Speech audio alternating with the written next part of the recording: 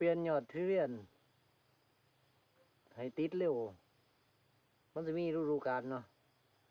หลายคนมันจะบอกแต่ว่าวิธีเปลี่ยนเท่านั้นนะแต่ว่าฤดูกาลที่เขาที่เฮ็ดคือฤดูไหนสำหรับผมแล้วเดี๋ยวคลิปนี้เดี๋ยวผมจะบอกให้ฟังนะว่าฤดูกาลที่เขาสิเสียบยอดทุเรียนนี่ให้มันติดง่ายนี่ฤดูใดเนาะของผมนี่จะเริ่มเลยคือเริ่มฤดูฝนเลยของผมอะเริ่มฝนมาเนี่ยผมเริ่มเลยเดือนไหนก็สร้างนะฝนเริ่มตกทีเริ่มตกว่าซะผมก็เริ่มเลยแล้วก็วิธีการของผมเดี๋ยวกล่องมาใส่ก่อนผมจะทิ้งจะเสียบเนื้อกิ่งไอ้กิ่งเดิมกิ่งไอ้ต้นพันธุ์ขึ้นมา1 กิ่งเนาะอันนี้ผมจะเหลือไว้กิ่งเดิมนี่กิ่งต้นพันธุ์เดิมเหลือไว้เขาก็เสียบเนื้อขึ้นมาสักหน่อย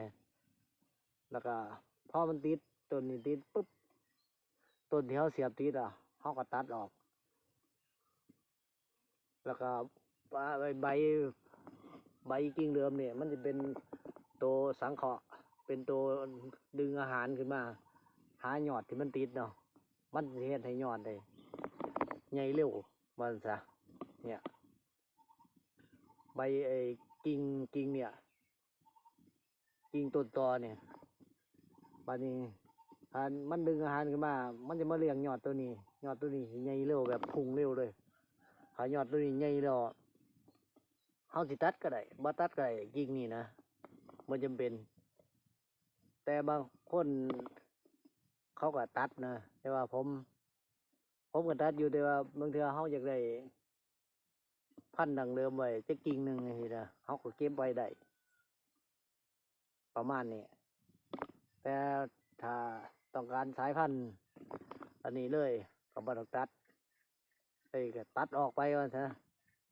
ตัดถิ่นเลยเอาหมอนทองหรือว่าพันธุ์ดีที่เขาเอามาเสียบตัวนี้มันเป็นทุเรียนพื้นเมืองเนาะกิ่งเดิมมันประมาณนี้ครับ